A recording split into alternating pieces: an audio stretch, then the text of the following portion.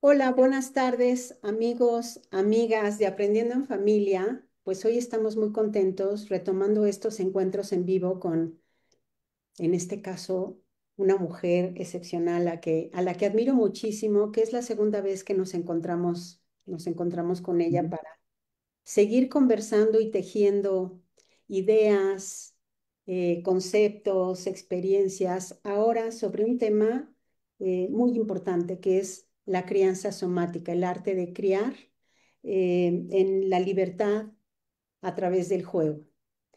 Déjenme decirles que cuando estábamos armando esta conversación con Claudia Romero, a quien en un momentito les voy a presentar, hablábamos de qué significa esto de criar desde el cuerpo. Es algo definitivamente novedoso. Pocas veces se habla de esto así, desde estos lugares. ¿Cómo podemos ofrecer seguridad a los niños y las niñas sin limitar su libertad? ¿De qué manera el juego se convierte en el vehículo idóneo para esto? Para sumar, unir estos dos mundos, el mundo de la libertad y el mundo de la seguridad. Aquí hemos hablado que particularmente en el trabajo con niños y niñas que han tenido experiencias de trauma, pues lo central es la recuperación de la seguridad. En esta entrevista, como les decía, estamos con Claudia Romero y vamos a conocer esta mirada de ella, siempre tan fresca, tan profunda. Yo cuando pienso en Claudia, siempre pienso en creatividad, recuerdo creatividad, alegría, vocación, una manera de presentar los temas de manera sencilla, pero a la vez muy profunda. Ya lo verán ustedes. Escucharla a ella hablar de este tema de crianza somática es como imaginarse que el cuerpo es un territorio donde hay memoria, donde hay encuentro, pero sobre todo donde hay creación, posibilidades sin límites. Entonces, pues con ella vamos a ir a este arte de criar con seguridad y libertad a través del juego. Ya verán ustedes que será un viaje donde ternura en la voz de ella es inconfundible, esto que Sí. como ella se maneja, pero esta ternura que es sostén, es movimiento, es todo esto que los niños necesitan para fortalecer con el lenguaje del cuerpo la relación con todos sus cuidadores en esos escenarios donde ellos viven. En la mañana que hablaba con ella, la escuchaba en torno a los diferentes contextos donde los niños y las niñas habitan. Por favor, bienvenidos a todos y todas. Sí escuchemos, pero sobre todo les invito a participar, a compartirnos sus reflexiones de esto que estamos escuchando el día de hoy, porque finalmente este encuentro que hemos armado con tanto cariño Claudia y yo, pues es precisamente para ustedes. Así que aquí están abierto también el espacio para que yo pueda hacerle llegar a ella sus comentarios y sus preguntas. Y pues nada, bienvenida, bienvenida Claudia a este tu espacio. Primero que nada, quiero darle las gracias por esta invitación. En este lugar que tú dices, me siento en casa. Norma, creo que es nuestro segundo encuentro, pero desde el primero se generó un vínculo muy lindo que traspasa fronteras Sí, en el país maravilloso que ustedes habitan y del cual yo también provengo, un lugar muy lindo, ¿sí? Hoy vamos a hablar un tema que nos conecta con algo muy profundo, que tiene que ver con el ser papá y mamá y poder conectarnos con nuestros hijos a través de este vehículo que como padres al criar eh, debemos proveer seguridad, libertad, utilizando el juego como una gran herramienta para poder conectarnos, ¿sí? dame Cuando... 3 minutitos, Clau, para presentarte, para darles, o sea, yo sé que muchos Ok, de los que están aquí te ok. conocen, pero rapidísimo, bueno, solo decirles que em, Claudia es psicóloga infanto-juvenil, entrenadora y supervisora de terapia MDR para el trabajo con niños, niñas y adolescentes. Además, detenta diversos postítulos y diplomados, dentro de los cuales se encuentra postítulo en parentalidad, terapia de juego e intervención estratégica. Y ahora sí, ya me callo y vamos contigo. Bueno, cuando pensamos en el título de esta crianza somática, el arte de criar, perdón, con seguridad y libertad, eh, somática viene del soma, que tiene que ver con el cuerpo. La crianza somática nos invita a mirarnos cómo nuestro cuerpo, nuestras emociones y nuestra presencia van a impactar en esa relación que vamos estableciendo desde el vientre materno con nuestros hijos y si no posteriormente en etapas siguientes si hay una adopción. Por lo tanto, los niños no solo escuchan lo que nosotros decimos, sino que también sienten lo que transmitimos con nuestro tono de voz, con nuestros gestos, con nuestra manera de estar, acompañando, sintonizando, vinculándonos. Y desde ahí que entonces el pensar en esta crianza somática es una forma de acompañar a nuestros hijos reconociendo su desarrollo dependiendo tanto de la seguridad emocional como de la libertad para que ellos puedan explorar. Hoy día quiero comentarte algo, no sé si te lo conté anteriormente, pero ya soy abuela. Ah, no me habías Y, dicho, y felicidad. hoy día, sí, tengo un pequeñito, un nieto de 1 año y hoy día fui a jugar con él en una cafetería, en un lugar con mi hija. Y es tan lindo ver explorar a los niños en donde se van atreviendo a poder experimentar. Pero también me doy cuenta que muchas veces hay padres que tienen tanto temor en esa exploración que van impidiendo que el niño pueda moverse y desplazarse con esta seguridad en esa exploración. ¿Me entiendes? La seguridad significa poder ofrecer un espacio donde el niño sabe que puede siempre volver a cuando algo le asusta o lo desborda desde los primeros encuentros con este mundo y la libertad permite que experimente, que se pueda equivocar, que pueda explorar de una manera en donde el error se constituya en oportunidad. Y creo que eso es súper importante y va a ser nuestro eje hoy en esta presentación, ya que tanto la seguridad como la libertad debieran ser un equilibrio que esté siempre expuesto en esa relación del niño que es frágil, que viene cableado cerebralmente para esa conexión con sus figuras de apego, en donde va a poder reconocer los distintos estímulos que lo van rodeando. Ujú. ¿Mm? Me pregunto en este sentido, en la construcción de este, son como estas rutas, ¿no? Yo sé que puedo volver a donde está esta figura que me cuida, que me protege, pero al mismo tiempo es esta misma figura la que le hace sentir que el afuera es seguro, que puede salir a explorar y que, bueno, aunque las cosas a veces no salgan bien, finalmente esa es la manera en la que va a ir construyendo seguridad en sí mismo y seguridad en relación con los otros. Esos otros son seguros para mí en condiciones normales, pero ¿qué pasa cuando eso no se da así? Muchas veces tenemos producto de historias transgeneracionales de los padres que Ujú. ellos han vivido en entornos con distintos tipos de apego, que puede ser un apego más ansioso, en donde tenemos un padre que está temeroso ante esa exploración, en donde a la base hay mucho temor, hay miedo, hay una dificultad en poder reconocer cuál es el miedo, porque muchas veces aparece el miedo al miedo, no con algo Mm, específico, sino ujú. de que vaya a ocurrir algo. Y por otra parte tenemos el estilo vincular más evitativo, en donde hay padres que refieren no sentir nada, ¿no? Entonces, crean una relación con sus hijos en donde tienen que crecer rápidamente de manera muy autónoma y eso también daña esa exploración, porque ese niño que siente que no tiene un referente, una base segura a la cual retornar, eh, va a percibir este mundo igualmente amenazante y va a internalizar en este patrón que él debe resolverlo solo, sin pedir ayuda. Y en este equilibrio que hablamos de libertad y seguridad, el niño seguro debe ser quien pueda pedir ayuda, quien pueda recurrir a su figura parental, quien pueda cometer errores y poder reparar esos errores.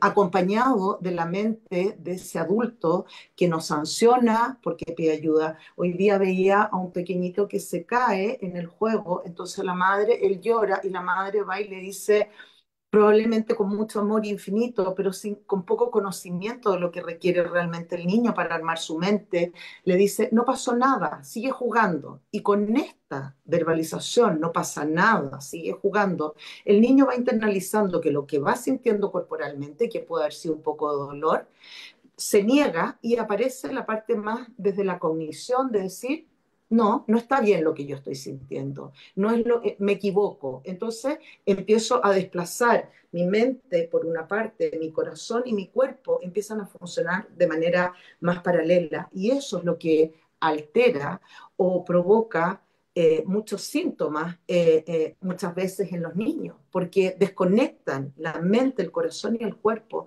Y es algo que debemos propiciar como adultos, que siempre estén en conexión, que siempre hay un flujo de comunicación. El preescolar es puro cuerpo, no hay mente todavía, se va desarrollando, ¿sí? Absorben como una esponja, pero requiere de un adulto que vaya mediando este entorno externo. Si cada cosa que hace yo la niego, como no llores tanto, para con eso, déjate de gritar, porque las emociones son tremendamente válidas, son nuestra brújula, nos guían en el Claro, la espacio sabiduría externo, más pura, claro, ¿no? Entonces, y desde ahí que el adulto debe convertirse en un corregulador. Hay una literatura que plantea en la actualidad que de 0 a 5 años las figuras parentales son el segundo útero para ese niño. Imagínate la importancia bueno, de que esos adultos que tienen esperablemente más corteza cerebral para poder decodificar, reconocer, eh, permanecer en ese estado emocional, que lamentablemente muchas veces se habla de emociones positivas y negativas. Creo que todas son igualmente válidas y tan claro. necesarias para poder guiarnos en lo que queremos hacer, hacia dónde van nuestras motivaciones, cómo nos vamos enfrentando a los desafíos en la relación con un otro. Ujú. Y además, aquí has señalado como dos cosas sobre las que me gustaría profundizar, ¿no? Como no es suficiente con todas estas técnicas, ¿no? De nombra la emoción y seguramente estás sintiendo esto si no es llevada al cuerpo. Incluso es contraproducente, ¿no? Entonces vamos creciendo y ¿dónde sientes eso? No, bueno, es que a mí me dijeron que eso que yo sentía no existía. Y Exacto. si en el de 0 a 5 años ese es el segundo útero, ahí me están dando todo el significado de lo que yo debería de estar sintiendo que no siento. Entonces, yo les digo a los niños que es como que, pues ni modo, el cerebro y la mente tienen que buscar la manera de funcionar juntos y hacer algunos acuerdos. Y uno de estos acuerdos que hacen es, pues no siento, solo pienso lo que siento, pero eso que pienso no lo siento en mi cuerpo, es contrario, ¿no? Es algo súper delicado, ¿eh? Y es algo contra lo cual trato de mandar mucha atención, porque creo que desde la escolaridad, a ver, el niño es puro cuerpo siendo preescolar y por eso el arte, ¿no? El arte porque el juego pasa a presentificar esa forma de vehículo de conexión con un otro. Pero lamentablemente a nivel escolar, en primero básico, se empieza a dar una mirada a la emoción muy cognitiva, ¿sí? Es como, esto es rabia, esto es pena, esto es miedo, pero no conectado desde las bases más procedurales del ser humano, Sí. dependiente de su experiencia que va a tener en relación a ese cuidador. Si ese cuidador le da significado a este movimiento del cuerpo, a la cara y expresión que tiene el niño, con una voz determinada, con una mirada a los ojos, con una bajarse corporalmente al mundo infantil, esto permite que todas estas experiencias vayan generando información que se va guardando en nuestra memoria y que esta información va a estar disponible porque va a ser traducida posteriormente como emoción, pero primero es cuerpo y luego es emoción y luego es creencia. Por lo tanto, lo cognitivo es la parte final. La parte final, claro. ¿Mm? Sí, sí, sí, sí, sí, sí. Y en experiencias, Claudia, cuando, no sé, niños y niñas que estuvieron institucionalizados, que son adoptados en etapas tardías, que de alguna manera ya tienen em, o no tienen, ¿no? O sea, iba a decir, ya tienen esta idea de el cuerpo separado de la mente como una conducta adaptativa frente a esas deprivaciones que vinieron, o lo que tienen ya es un rechazo a esto que siento en mi cuerpo, o no lo siento o lo rechazo. Y entonces eso es lo que llega a casa en este cuerpo, que llega a casa a través de la adopción, ¿no? Con una Exacto. cantidad de historias que se han vivido precisamente en ese cuerpo. ¿Ahí qué? Hoy día entendemos adopción tardía después de un año de institucionalización. Ujú, imagínate. ¿Mm? Y por lo tanto ahí Totalmente. los cuidadores requieren hacer un esfuerzo máximo por retornar a esas conexiones mucho más desde la relación, desde un tono, desde una mirada, desde una conexión ojo a ojo, alma a alma, desde la postura de acogida, porque esos niños han vivido experiencias a su corta edad en donde lamentablemente las instituciones tienen tantos niños a la vez en sala que impide que haya un adulto disponible para poder generar ese vínculo más permanente. Ayer estaba en una presentación con Sandra Baita, a quien Ujú. le mando un Sí, enorme también. saludo, Sí, sí, sí. Me cariñoso, ahora encanta está en también. Viña, ella en la playa, en Sí, otro sí. congreso, pero ella planteaba que los adultos tenemos una misión muy importante con respecto a niños en adopción, porque, y también el profesorado que se constituye en figuras de resignificado emocional, y por lo tanto la responsabilidad es de todos, no solo de los padres adoptivos, sino de las instituciones La educativas, de las familia instituciones, extensa. exacto, extensas, las redes, los amigos, las personas también de todo el sistema judicial, ¿no? En donde tenemos que poder habilitar esas carreteras que fueron cortadas en un camino que fue podado, ¿no? Pero que sí tenemos la esperanza por este desarrollo cerebral que es más plástico y que en la medida que empieza a ser reiterativo, reiterativo, de que yo te veo, yo te escucho, yo te creo, yo te miro y te valido, eso permite ir haciendo expansión cerebral de conexión, pero eso requiere mucho esfuerzo de parte del adulto. Eh, y más que entender que el adulto debe ser el que debe normar, antes de ayer estaba supervisando a una psicóloga y me planteaba que una madre había adoptado una chiquitita de 1 año 9 meses, entonces la madre había podido estar solo 2 meses con esta guaguita, imagínate, 1 año 9 meses, ya venía la pequeñita con alta desregulación, obviamente, si no hubo un cerebro disponible 24/7 para poder calmarla, para poder regularla, para poder mostrarle que este mundo hay personas que la ven, que la resignifican, y entonces la madre estaba muy preocupada porque todo lo atribuía a la adopción después de 7 años. Y creo que la adopción, si bien es un impacto traumático en herida importante primaria, los que seguimos posterior a esa adopción podemos hacer cambios fundamentales.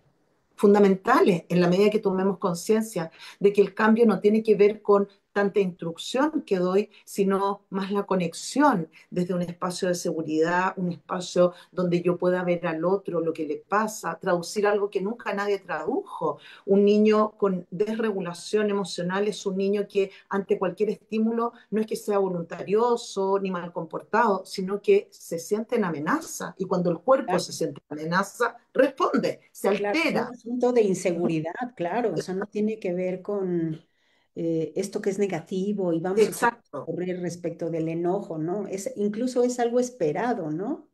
Y es muy bueno que ocurra porque así nos da una información de que acá esta forma de comportamiento la podemos ver como la necesidad que quedó sin satisfacer, y que los adultos garantes hoy de esa conexión con ese niño tienen que proveer esos espacios, tienen que poder entender que esa alteración en conductas más de regular, de hiperactivación, o ese repliegue en conductas de hipoactivación son mensajeros de que hay algo que quedó en déficit y que debemos ir al encuentro de ese niño para poder que pueda registrar nuevamente en esas memorias corporales, somáticas, eh, lo que faltó y lo que se puede reparar. Ujú, ujú, ¿Me ujú, entiendes? ujú. Ahora, esto que faltó, el lenguaje es en el cuerpo, como dices, ¿no? O sea, tú empiezas a observar, ese cuerpo va a expresar esa emoción válidamente de la manera en la que ha hecho a lo largo de su vida. O sea, imaginemos una adopción a partir de los 5, de los 6 años o incluso mayores. Ujú, O sea, si, ujú. si nosotros pensamos que es a través de una crianza que no reconozca el cuerpo, dadas esas historias, pues la verdad es que es una historia que se va a tejer con un mal pronóstico y que además no va a aprovechar lo que el propio cerebro que está dispuesto a la salud mental ofrece en términos de plasticidad, ¿no? Exacto, exacto. Y cuando hablamos de corregulador, el adulto hacia el niño, tenemos que partir por un previo momento, que tiene que ver cómo ese adulto logra a él autorregularse inicialmente para poder exponer su cuerpo, su mente y su corazón en una desregulación de un niño con una capacidad cerebral inferior que no tiene que ver con que haya discapacidad en el niño, sino que tiene que ver con que es un cerebro inmaduro, que requiere de un otro para activar esas conexiones, para prender esas luces de ese estadio hermoso cerebral, pero que requiere que haya un otro que pueda mandar el mensaje no solo verbal, sino de lo que hacemos, de esto puede verse en calma, yo te creo, estás a salvo, vamos a ver cómo vamos a poder resolver y no siendo los padres los que resuelven, sino permitiendo al niño ir explorando en esa resolución. Porque si no, hablamos de un estilo en donde tenemos padres muy sobreprotectores que, dada la desprotección que tuvo inicialmente ese niño por distintas circunstancias, hacemos lo opuesto, pero siempre entendiendo que los opuestos no es lo que debemos hacer, sino que tenemos que ir guiando, fortaleciendo esa autonomía en conexión del niño, en donde él también pueda sentir esa sensación de logro, de que él va pudiendo, acompañado siempre en sintonía, va pudiendo lograr estos desafíos que probablemente quedaron bloqueados por estas experiencias previas más traumáticas, ¿no? Y aquí hay una ruta fácil, pero a la vez muy compleja, porque esto que te escucho se refiere a la vida en cotidianidad, esos momentos que en la cotidianidad familiar, yo, tu madre o tu padre, te demuestro con el cuerpo, no solamente desde la mente y la teoría de que te lo tengo que decir de tal manera, sino que es una voz totalmente encarnada, una mirada sobre ti, en donde yo te comunico con todo mi cuerpo que te estoy validando, que estoy aceptando eso que a ti te está pasando, que estoy tratando de conocerlo, de mentalizarte bien y que Exacto. aunque eso para mí sea un detonador, tu cuidadora, tu cuidador, yo me hago cargo de lo que a mí me corresponde en la cotidianidad para acompañarte, porque si no acabamos poniendo otra vez al niño o a la niña en una circunstancia o bien de estoy solo y lo tengo que resolver, o Ujú. solamente puedo estar pegada a ti para que lo pueda yo resolver. Y en ninguno de los dos casos se está fomentando la seguridad. Ahí Y es la donde libertad, estamos, exacto, y la porque libertad, cuando esta base segura que debe ser el adulto corregulador, sus figuras de apego, padre y madre, eh, si permiten la exploración, hay un espacio de libertad. Pero si esa libertad eh, no es supervisada, se convierte en ansiedad, ¿me claro. entiendes? Y con ella cuando hay supervisión, esa libertad logra internalizarse en confianza. Yo confío en ti, te monitoreo, te permito y por lo tanto tú crees en ti mismo. Este mundo no es amenazante, es un mundo de seguridad, tú eres capaz y por lo tanto el resto también puede mirar tus desafíos desde una libertad supervisada, pero no ejecutada, ¿no? Claro, sí, sí, o sea, que abre espacios, no que cierra los espacios, que abre espacios. Estoy cerca, tanto papá o tanta mamá como sea necesario, Exacto. de acuerdo a tus capacidades, circunstancias, como tú estás, pero como diría por ahí Vygotsky, una zona de desarrollo próximo, un poco en donde tú puedas dar ese paso y yo te acompaño confiada, confiado en que lo vas a lograr, porque eso hace que tú confíes en la manera Exacto, en que te acompaño y confíes en ti mismo que puedes dar ese paso, ¿no? exacto. Aquí el tema es el cómo, ¿verdad? O sea, cómo hacer eso en la cotidianidad, claro. Creo que un paso fundamental es poder reconocer estas sensaciones corporales y el reconocimiento tiene que ver con identificarlas, con nombrarlas, con ubicarlas en un espacio corporal, el cual habitamos todos y poder describirlas. ¿Me explico? Desde el punto de vista lúdico, uno con los niños está todo el tiempo nominando tu mano cuando un niño es pequeñito, le mostramos dónde está la mano, dónde está la panza, dónde está la cabeza, dónde están los ojos. Y a partir de ahí es poder ir mostrando que este cuerpo siempre debemos aprender a habitarlo, pero reconociéndolo.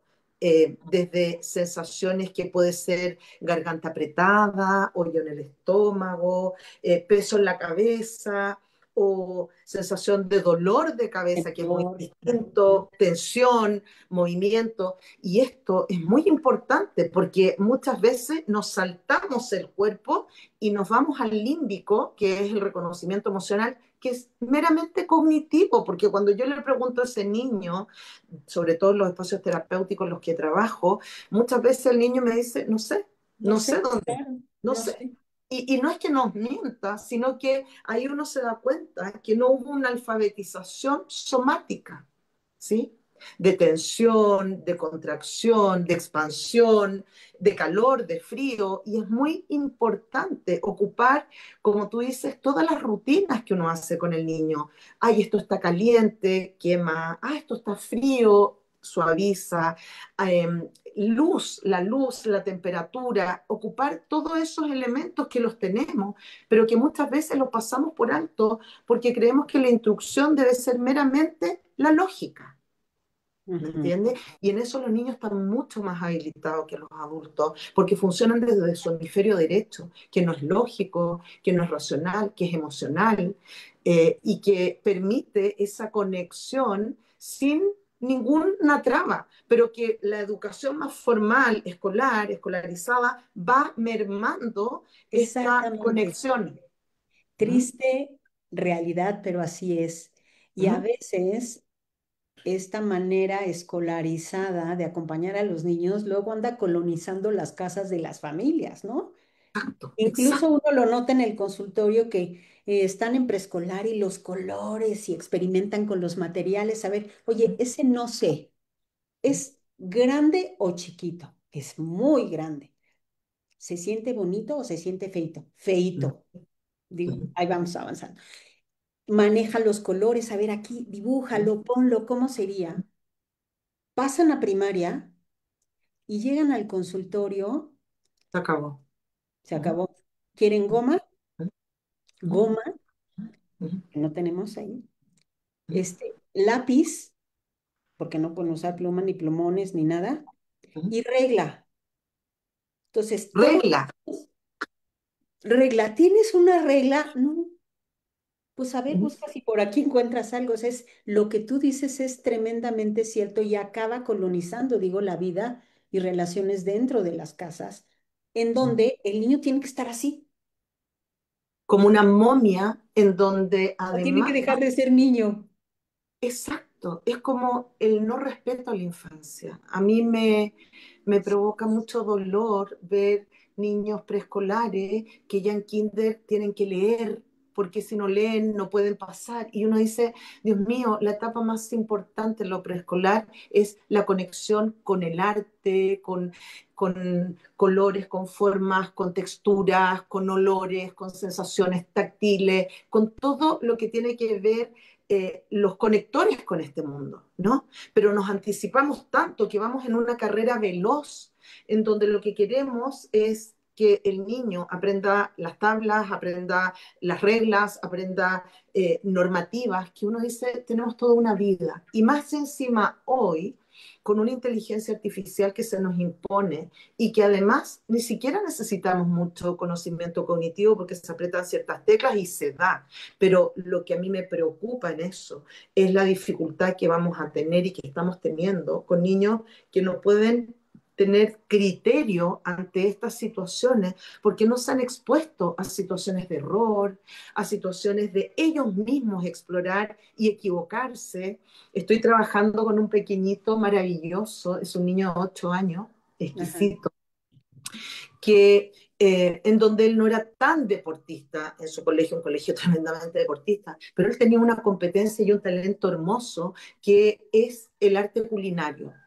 Mm. Él cocina como un chef de Michelin. Yo le digo, tú vas a ser un chef de Michelin. Y fue tal el poder que tomó esto que hoy día estamos construyendo algo que espero que sea un material creativo para ofrecerlo a los entornos familiares, escolares, educacionales, porque él está creando un emocionario receta. Entonces, el parte, por ejemplo, voy a recordar algo poquito porque no lo tengo tan en mente como la felicidad para reconocerla. Son 500 gramos de pensamientos positivos, 3 pizquitas de sonrisa, 7 cucharadas de agradecimiento. O sea, es bello, ¿no? Porque esto le ha permitido a él entender que así como hay unos deportistas, hay otro más lector, porque la competencia es parte de la vida también, puedo tener una competencia distinta, explorándome a mí mismo, mi mente, mi corazón y mi cuerpo en una correlación que esté integrada, conectada y poder ofrecer este producto al mundo sin sentir que, es que si no soy deportista, no soy bailarina o no soy Exacto, no, arquitecto, no cumple como el estándar el académico, o sea, estándar, el valor exacto. académico, ¿no? Exacto, exacto. Y es muy lindo cuando uno permite, porque esto lo permiten también sus figuras parentales, desde una mirada distinta, un punto de vista que cambia en estos padres, eh, en una conexión de poder encontrar eso que para ese niño le hace sentido. Pero para eso yo tengo que tomarme el tiempo de mirar, de observar, de conectar, Y es de que cada vez, errar. sí, cada vez tenemos menos tiempo Ujú. de, de observar las maravillosadas de los niños y las niñas, porque verdaderamente es que de repente dicen cada cosa, hacen cada cosa, y es algo que no, los adultos nos perdemos eso, pero no hay de otra si en la cotidianidad de la relación, en la casa, no se dedica este tiempo a te miro, me miro, me miro, te miro, porque es de ida y vuelta, es un recurso, es un circuito que se va retroalimentando uno con otro, ¿no? Entonces, no te miro, ¿qué va a pasar en esa relación? O sea, no me voy a enterar qué le está pasando, cuál es el lenguaje de ese cuerpo, sobre todo que pudiera ser un cuerpo que yo no conozco, que yo no gesté y que además estuvo muchos años institucionalizado, que entonces yo lo que espero y he entendido que apego es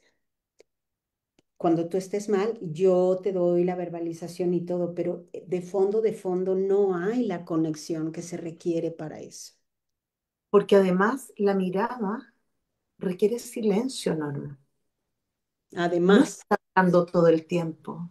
Requiere poder sorprendernos los adultos, tener esta actitud de curiosidad, no de creer saber todo lo que ocurre. Cuando trabajo con mis pequeños consultantes, muchas veces les digo que sus mentes son no transparentes, entonces ellos lo conectan con los vidrios. No es un vidrio, porque son concretos, ¿no? Claro, le digo, no es un vidrio. Y yo tampoco tengo poderes de telepatía, solo tengo las ganas de verdad de entender, de conocer, de registrar. Y vamos a hacerlo juntos, ¿me entiendes? Y creo que cuando los adultos nos bajamos en esta postura de poder estar, no hacer, sino ser, una magia ocurre. pero, Porque tanto sí. tú como yo que trabajamos en espacios terapéuticos, Sí. yo de verdad digo, agradezco al universo lo que ocurre en mi consulta, porque cada vez me siento más bendecida con las creaciones o lo que verbaliza un niño que después de experiencias tan traumáticas puede reconocerse en un ser único, suficiente y especial. Y claro, y que puedan decir, está bien ser como uno es. Y hago las paces con mi historia porque ujú. ahora, a diferencia de ayer, yo estaba solo, sola, y ahora no estoy solo, sola. Estoy con este adulto con el que comparto tiempo y vida y con el que puedo espejearme mucho más que espejearme, ¿no? Donde hay esos silencios tan necesarios. Y creo que ahí el vehículo, decías hace rato, ¿no? Todas las artes expresivas, este, el El baile, juego, el el dibujo, juego, el juego, hacer de la vida un juego. juego. A veces los niños Claro. me preguntan, Clau, pero tú eres grande, ¿por qué sigues ¿Por qué jugando? juegas?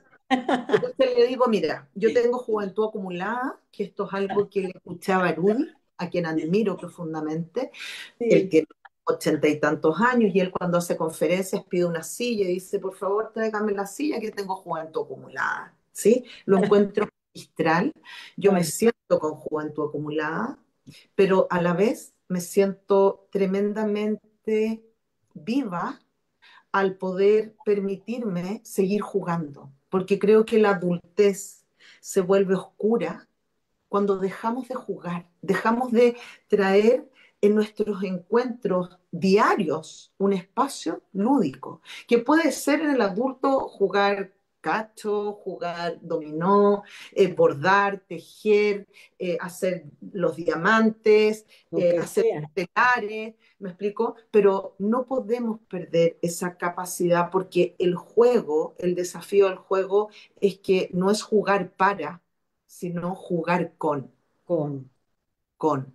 Yo juego con un niño en una relación vincular no para lograr que aprenda las matemáticas o que aprenda las letras o los colores. Yo juego contigo porque hacemos un espacio de tú, yo, en un nosotros, donde el tiempo se pasa volando.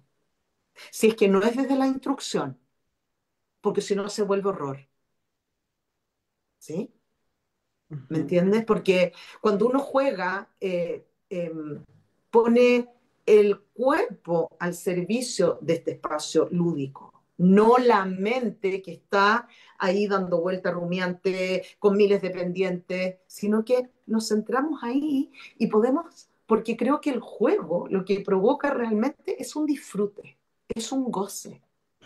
no, y basta que ahorita, ¿no? O sea, podemos hacer el ejercicio tuyo y a las personas que nos están escuchando. O sea, si yo me pongo a pensar qué es aquello que yo jugaba cuando tenía 7 años y qué pasaba con esos, con quién jugaba, ¿Con qué me quién jugar? pasaba a mí cuando jugaba, qué le pasaba a los adultos que estaban a mi alrededor, que estaban observando que jugábamos. Si yo un poco más adelante recuerdo que jugaba yo más grande con mi mamá, por ejemplo, puedo perfectamente decir ahorita un juego que acá en México se llama Pula, y lo que recuerdo es que todos sabíamos que ella traía el mejor juego porque le daba un ataque de risa. Entonces le daba un ataque de risa. Entonces todos sabíamos de que ya no había que seguir la siguiente mano, ¿verdad? Porque ella iba ya. Ahí se tejen historias y se tejen relaciones. A veces les digo a los papás, oye, ¿y a qué jugaron? No, compramos un juego para las palabras en inglés. O Mm. sea, bueno, ¿y cómo Bueno, lo juegan? ¿Cómo lo juegan? O sea, a lo mejor todavía buscando la alternativa, ¿no? Es decir, otra vez buscamos que haya acumulación de conocimiento y se pierde esta riqueza de vínculo porque vincula el juego. Y se puede jugar en cuanto a que, a ver quién va más rápido a la alacena por las servilletas para ponerlas en la mesa. O jugar también implica el, vamos a inventar adivinanzas, ¿no? O vamos a inventar una canción. O sea, ¿por qué nos complicamos tanto los adultos? Olvidando que también nosotros jugamos y hay partes nuestras que saben hacer eso y que además es la cosa más sencilla para lograr ese vínculo, sobre todo cuando estamos hablando de casos de adopción, que es el camino corto, ¿no? Pero necesitamos tiempo y necesitamos tiempo y yo ganas. muchas veces propongo, porque creo en el bienestar del juego como aquello que nos permite aprender a integrar nuestras emociones y generar competencia. ¿Por qué? Porque en el juego se procesan los miedos, en el juego se exploran roles sociales y en el juego además se expresa lo que aún no puedo poner en palabras, porque hay una distancia.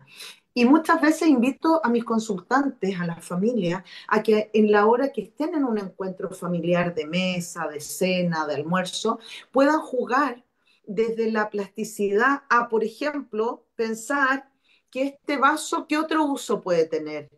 Puede ser un sombrero, Una puede maceta, ser sí, una sí. maceta, puede ser algo para tapar mi oído, puede ser una concha de mar, etcétera, porque eso, y eso los niños se matan de la risa y no necesito invertir en nada más que estar ahí presente explorando distintos usos. A los niños les encanta este juego, lo ocupo mucho en la consulta porque creo que derriba esta presión en los padres, porque además vivimos en un entorno de mucha exigencia, que hay que ser un tremendo padre, una tremenda madre. No, los padres no podemos equivocar mil veces. Lo importante es que ese padre pueda tomar conciencia de cuál fue su error en esa relación con ese hijo y poder reparar.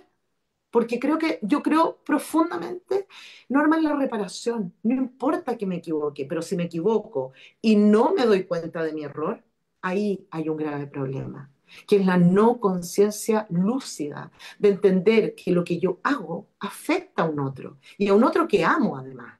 No es un otro que me dé lo mismo. Y por lo tanto, creo que en esta relación de juego yo puedo poner desde mi cuerpo, mi mente y mi corazón el mensaje de te veo, te siento, te creo, te exploro, eres importante, Ujú. Existes. existes. ¿Mm? Eso hace Y, toda la diferencia.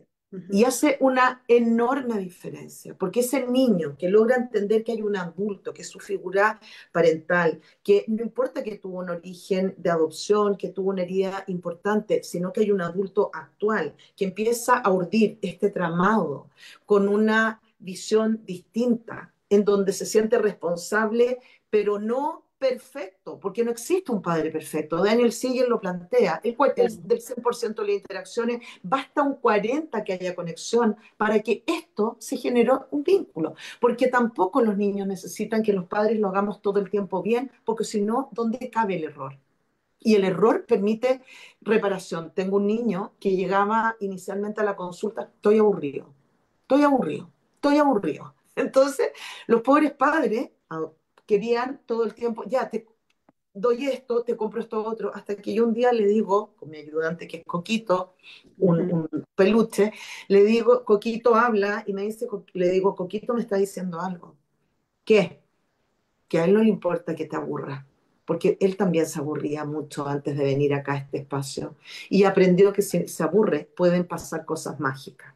Bueno, bastó esto, Norma, y este chico ahora entra a la consulta y dice, ya no me aburro, ya no me aburro, Ya no me porque voy. ha empezado a explorar cosas desde él que tiene que ver con nuestros padres disponibles 24/7, que genera mucha tensión. Un padre que esté siempre sobreatento genera mucha rabia porque no hay Sí. espacios Además, de rabia, libertad, claro. mucha rabia. Pero es una rabia que se disfraza con atención, pero que el niño, al ser no tan lógico, más emocional, lo percibe, pero no lo decodifica. ¿Me entiendes? Entonces ese vínculo se va distanciando, se va creando una ruptura que no es fácilmente comprensible y hace que emerjan síntomas en los niños. Porque las Bueno, rupturas musculares hacen... sí, dime. claro, bueno, y este, hablando de este ejemplo que pones al final, ¿no? Si esos síntomas pueden ser, o estoy totalmente pegado o pegada a mi madre porque la fuera es amenazante, o estoy totalmente desligado, si me voy o me rigidizo en un lado o en el otro, ujú, sin Exacto, encontrar, lo único que me lleva al equilibrio es un síntoma. Porque exacto. entonces, ajá, ya no dejo de ser independiente porque estoy enfermo. Ujú, Entonces ujú. ya no me da miedo que me esté sobreprotegiendo, ¿no? Exacto. O puede tener arranques de ira y ta, ta, ta. Entonces yo de esa manera me separo de ti, pero no soy yo, es que viene y se me aparece aquí el monstruo del enojo, ¿no? exacto. Y muchas veces estos síntomas, cuando se hace el inicio de la consulta, y es lo que siempre miro con un lente de compasión, porque cuando los consultantes, los padres llegan a los espacios terapéuticos, vienen con un niño con un pliego de síntomas, ¿no? Es como un decálogo, y pasa esto, y pasa esto, y pasa esto, y pasa. Pero lo que yo trato de verdad de plantear es que este niño vive en un espacio que es un contexto en donde tenemos que entender cuál es el mensaje que este síntoma, lo que tú Claro. planteabas, quiere transmitir, en donde los adultos somos responsables de poder comprender desde otro punto de vista. Sí, darle otro significado, como decías al Otro principio, significado. una Exacto. resignificación, ¿no? Y en la base de todo esto, si es que estamos hablando de seguridad y libertad, pues está todo este tema de los miedos, ¿no? Esta manera de cómo acceder a través del juego, Clau, ¿Mm? ¿Mm? conocer esos miedos que habitan en los cuerpos de los niños y las niñas, a que ellos los puedan identificar y que entonces les podamos acompañar, porque van coleccionando, ¿no? Exacto. Diferentes tipos de miedo que a veces ni siquiera nos imaginamos, ¿no? Y creo que a través del juego podemos acceder a ellos de una manera no amenazante para los niños y las niñas, porque no solamente es que vengan con un decálogo y una colección de síntomas, sino que también vienen habiendo coleccionado muchas experiencias terapéuticas, claro. Mm, sí, sí. En donde lo que se ha transmitido que es que hay una dificultad, hay un problema y no hay esperanza. Y para mí El es al niño es el revés. problema y el niño es el... Y para mí es al revés. Ayer estaba en una sesión compleja porque la chica venía de un tratamiento previo en donde la psicóloga anterior había trabajado solo con ella, siendo una preadolescente, y nunca citó a los padres. Y yo me pregunto, ¿qué poder puede tener un terapeuta para creer que va a ser No, un rescatador? No tengo idea, porque pero yo el trabajo que hago requiere, por sobre todo, las figuras de apego, por sobre todo, porque si no tenemos este equipo, este team, en donde el terapeuta se transforma en un mediador, no en un experto, porque no soy experta de qué es, sino soy un facilitador de estos puentes de conexión, porque tal como tú dices, eh, nosotros en pandemia, con un equipo, que es otra psicóloga, Isabel García, y Pilar Valdivieso, que es una educadora, creamos un juego que es Arráncate Cuco. El cuco en Chile, yo no sé si allá en México, se denomina como el miedo, ¿no? Cuando acá es nosotros el éramos coco, acá el le coco, decimos, ahí viene el el coco. el coco. Bueno, y cuando uno era pequeña, obviamente con esta juventud acumulada, te decían si no te comes la comida, viene el cuco, si no haces lo que te pido, viene el cuco, y el cuco estaba por todos lados amenazando y nadie sabía quién era ni cómo era. Y durante la pandemia empezamos a darnos cuenta que muchos niños tenían muchos miedos, pero que ni siquiera podían nominar lo que tú dices, porque era tal la paralización ante estas figuras que es lo que te dice el niño gestualmente, no puedo hablar de eso, no me lo nombres, ¿no? Y se tapan los ojos. Y bueno, y desde la clínica emergió, más que desde la teoría hacia abajo, emergieron 22 miedos. Y dentro de esos 22 miedos, creemos que son miedos bastante universales. Norma, como miedo al cambio climático, miedo a los animales, miedo al coronavirus en ese momento, o a las enfermedades, a las vacunas, a los payasos, a estar solo en el colegio, al dentista y un sinfín de miedos que fuimos tratando de generar una imagen, porque esto yo lo trabajo con niños, lo juego con las figuras parentales desde los 3 años, solo Ujú. mostrando la tarjeta que representa ese miedo, ¿no? Que podría ser esto, el miedo a no No tener tener amigos amigos. en el colegio, el miedo, somos un país al igual que ustedes, de terremotos, de tsunami, Ujú.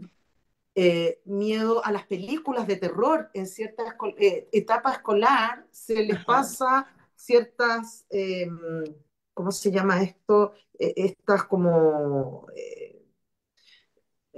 ay, ay, se me olvidó el nombre,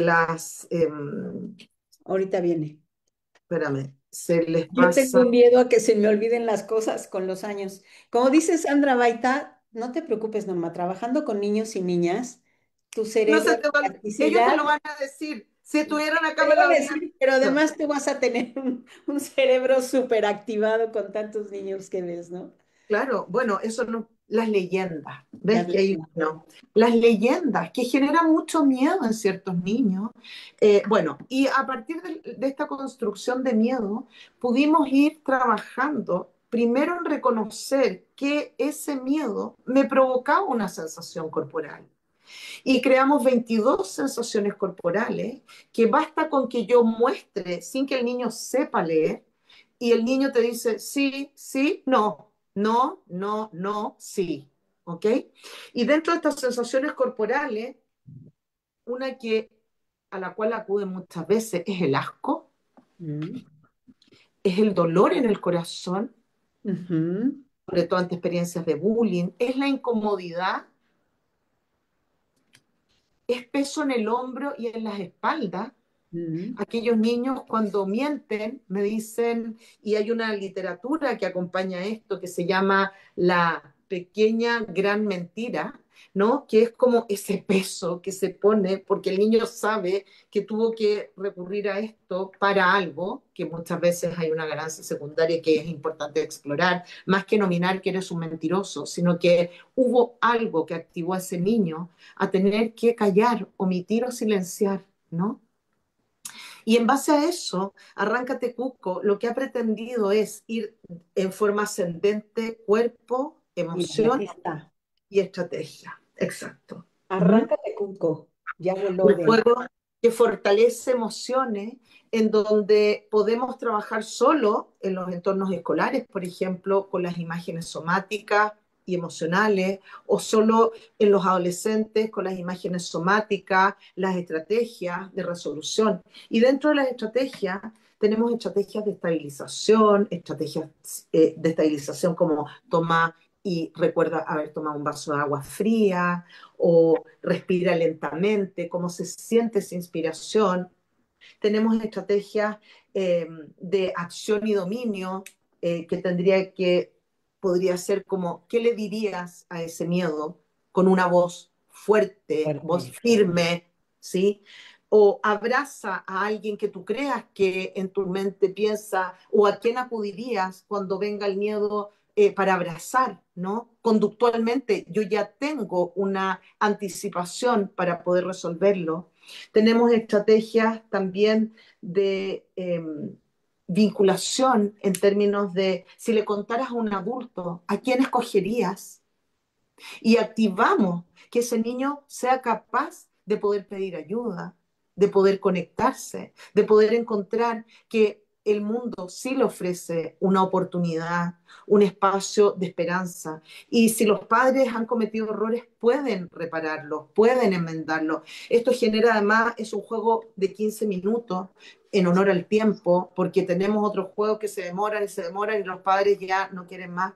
Pero es lo que se pretende más que haya una competencia, porque además es un juego colaborativo, a veces la instrucción es entrega todas tus cartas al del lado, por lo tanto no es solo ganar yo, o si hay un cuco, que son 6 cucos, que son hermosos, que son los que Sí. vamos a dominar, está la cuquita, está el cuco de un ojo muy observador, está el cuco que no entiende mucho, que se pregunta todo, está el cuco que está un poco muy asustado, está el cuco que es deportista en patines, y está el cuco que es un poco ingenuo, que no comprende. Entonces, en base a dominar estos miedos, el juego además propicia que si yo tengo el cuco que es tuyo, yo te lo tengo que compartir.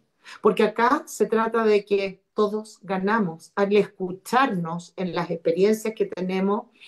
Hemos tenido sorpresa de gente que ha comprado este juego, Norma, en mujeres con juventud acumulada, 86, 85, 84 años, que se juntan una vez por semana y lo juegan, reconociendo qué es lo que les pasaba en su adolescencia, en su infancia, y pudiendo generar más vínculos con esas amigas que tienen en una larga trayectoria y que genere espacio de ahondar en esos vínculos, de profundizarlo, de poder seguir en una conexión que es indestructible. Porque si yo sé las cosas que a ti te asustan, yo puedo activar la Claro. empatía en permitirte solo tomarte la mano y con eso es suficiente. No tengo que resolver, tengo que acompañar, tengo que poder mirar lo que va ocurriendo. Y el miedo, una de las funciones principales es ser un activador de defensa. El miedo nos protege. Si yo no tengo miedo y llego y cruzo la calle, me van a atropellar. Pero el miedo tiene que ser hasta cierto nivel, porque si sobrepasa esas ventanas de tolerancia, genera una aversión al encuentro y activa la hipoactivación en el cerebro que hace que yo me repliegue, que yo me retire, que no quiera explorar, que era lo que inicialmente conversábamos, ¿no? La Que eso no exploración y queremos. libertad. Ajá, ¿Mm? ajá. ¿Mm? Bueno, pero además ahí lo dijiste así muy rapidito, pero em, este juego tiene la particularidad de llevar todo el proceso Exacto, para dominar ese miedo. exacto, Los niños lo viven tan sencillamente y tan lúdicamente que dicen, sí, entonces yo puedo hacer eso y además eh, le agregan cosas, ¿no? O sea, yo puedo ir, tomar la mano de mi mamá, pero agarro mi peluche favorito y yo le digo a mi peluche que representa ese miedo, todo va a estar bien, yo estoy aquí, yo sé lo que se tiene que hacer, porque el cuco dominado es ese camino que llevó el niño a través del juego para encontrar de qué se trata ese miedo, exacto, dónde lo siente, qué estrategias tendría que le puedan funcionar, que funcionen, exacto, qué podría hacer con los que están a su alrededor para que hagan equipo con ese miedo y qué podría hacer somáticamente. Esa es, bueno, les encanta, ¿no? Y entonces de repente dicen, podemos jugar nada más la ruleta del juego, esta es la ruleta del juego. y yo quiero que tú la gires, Norma. Ahí va, Gírala. A ahí va. ver qué te sale. Si está aquí la mamá de la niña que le encanta esto, se va a dar cuenta. Abrazo de la mariposa. El jugador debe cruzar los brazos sobre su pecho, poniendo sus manos en sus hombros y realizar golpecitos alternando las manos 6 veces. Son 3 y 3 por lado. Luego bota la tarjeta de ruleta y todos los jugadores inhalan, mantienen y exhalan lentamente con boca abierta. Y esto que acabamos de hacer es el sustento del sustento del sustento de la regulación somática. O sea, lo más Exacto. profundo. Explicado de una manera lúdica a través de un juego, ¿verdad? Ajá. O sea, detrás de este juego hay mucha investigación, no solo creatividad, sino mucha investigación. Está totalmente sustentado en todo lo que es este acceso a estas memorias de trauma que están asociadas al miedo para darles a los niños una sensación de dominio frente a eso. Ujú. Exacto. Preguntan por acá, porque yo sabía que alguien iba a Mm. preguntar, mi querida A Moni ver. Mendoza. Bueno, sí, en Chile, Moni. Para aquellos familias que están por acá, colegas, terapeutas, avísenos acá en Aprendiendo en Familia y vamos viendo con Moni. Hay que traerlo desde Chile, pero pues de a uno está muy complicado, fíjense ustedes. Yo sí les digo que lo uso muchísimo en la consulta. Ha sido una gran experiencia el poderlo tener para jugar este tema de los miedos con los niños y las niñas. Así que, pongámonos de acuerdo, Moni, y vemos de qué manera lo hacemos. Podemos hacer llegar Claro. allá y que se expanda a distintas partes, están distintas partes del Si mundo. estuvieras Así acá en la que, ciudad, pues te lo prestaba mi Moni, pero pues andas ahí en Guadalajara, entonces va a estar un poco mm, complicado, mm, pero veríamos como a quienes estén interesados, ¿verdad?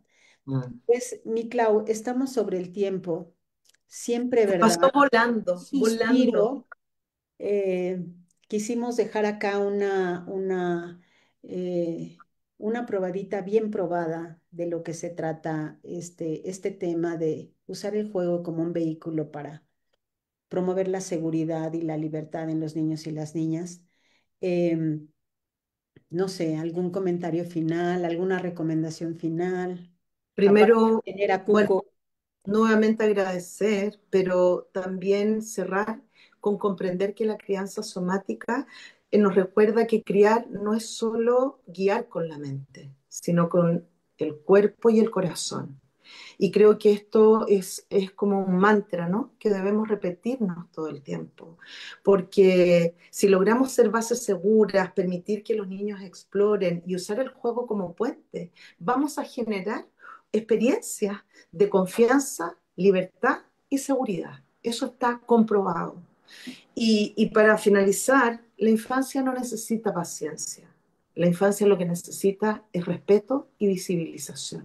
Y esa es mi semilla que quiero instalar, porque lo creo profundamente. Creo que los adultos a veces creemos que las cosas son muy complejas y los niños son simples.